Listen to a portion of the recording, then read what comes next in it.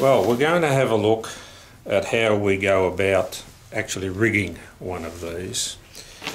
And good rigging is very important because we've lost 2 marlin through poor crimping, knots that are broken, and missed a lot of strikes because the hooks are not set right.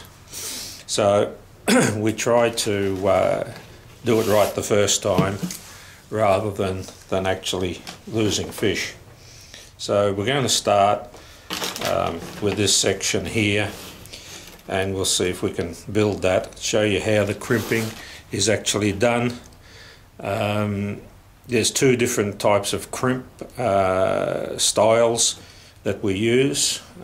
Same crimp, but the way we do it is a little bit different. So we'll start initially here and show you. This is the wire, the stainless wire we use between the hooks because the toothy critters tend to cut through most of the mono that's available. And these are some of the protectors. It's just a little bit of spaghetti type tube that's available from Woolworths.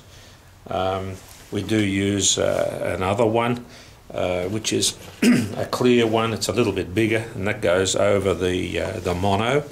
That's it there. Because you really need to protect it, the mono itself, because if it chafes or cracks or something, well, then you've lost your fish as well. So that there is near the hooks, and that's got a metal sleeve there. And as you can see here, that is the type of crimp we use on mono.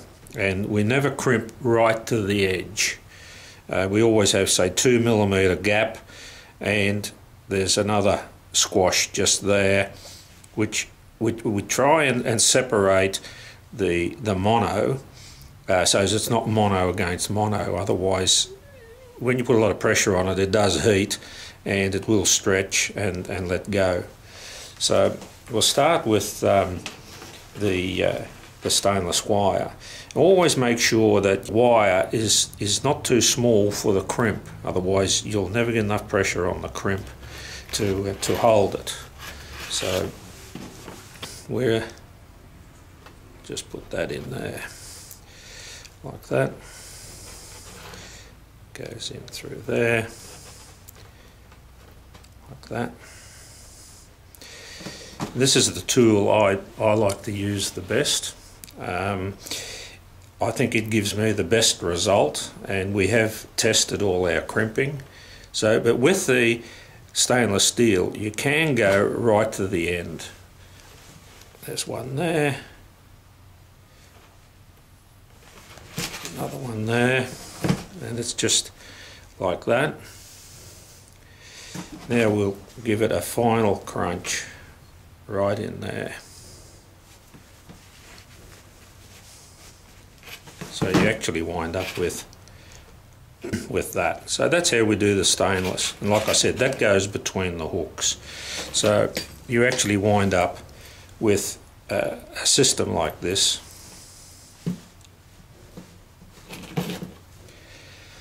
And I set my hooks at 90 degrees.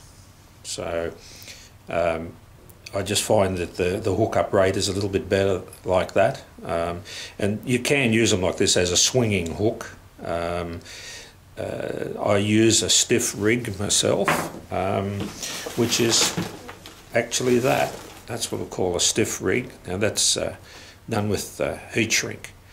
So we'll get back to that in a minute. With the mono, like I said, that is the same, basically the same crimp, done the same, except we stay 2 millimetres away from the ends with the first lot of crimps, and then we do the one on the outside.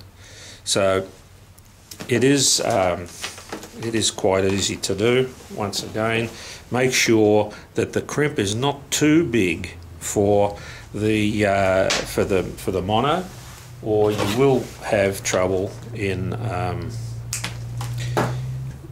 getting it to hold. So just that on, Yeah, if I can get it on. It looks like it's going to give me trouble. A little bit of lubrication. Oh, there we go. Marvellous what a bit of lubrication does. So we slip it in.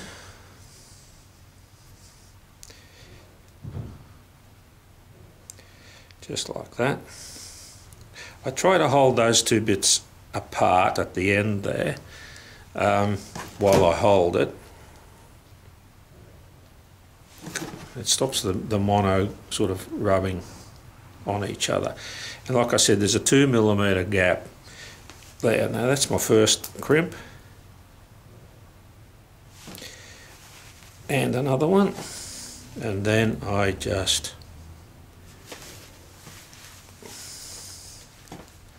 like that. And that's it done. And that'll take 450 pounds of pull, which I don't think you'll ever get.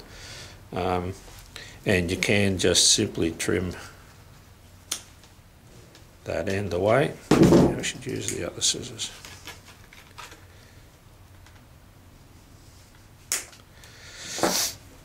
So that's basically how we've done that. On the, like I said, on the stiff rig, we actually use heat shrink tube, and that's available from Tandy. You can get it in straight lengths or like this. And when you look at the hooks, this system, we stiffen that there up. We put a piece of heat shrink from there to about there. And you might sort of look at it and go, well, how do you get that over the hook? Well, a lot of people don't realise that this material has a certain shrinkage rate. It'll only shrink down so far. And to get it over the hook, it's easy. You can just stretch it, as you can see.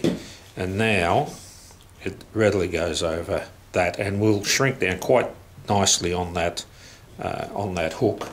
So that's how that's been done. Now these are the little protectors I was talking about. That's around that, and that's because it's going through the shackle here. Now these are the little shackles, and of course that goes through there, and that goes through in there. We put this pin in, and make sure you tighten these up with a pair of pliers, because they can come undone. Now what I've done is I've set that up like that, and make sure that this is not on the inside, that this tab, and you can cut a lot of that tab off, but make sure it's not sticking out this side here, because what will happen is it will get in the way of the fish trying to bite onto that hook. So that's basically the setup, and like I said, the end result, we try to keep the hook, as you can see, the hook is hanging, I try to keep it just below the skirt, so as it's a little bit clear of the skirt. The second one of course is inside the skirt, and I separate that with a little series of plastic balls, or you can have some tube. So you can see there, that's basically the setup. So it's been very successful for us, and I know other people will have different thoughts and have different ways of doing it, but that works for us, and we can put enough pressure on this system to pull in the biggest fish. And of course, there's a lot of pressure put on these leaders. This is 250 pound. In some cases we use 300, and the stainless wire, I believe, is probably about 1 millimetre. in diameter. Don't get anything too light, but you can double it up. So that's basically the setup. I hope I haven't missed anything. So we'll see how we go.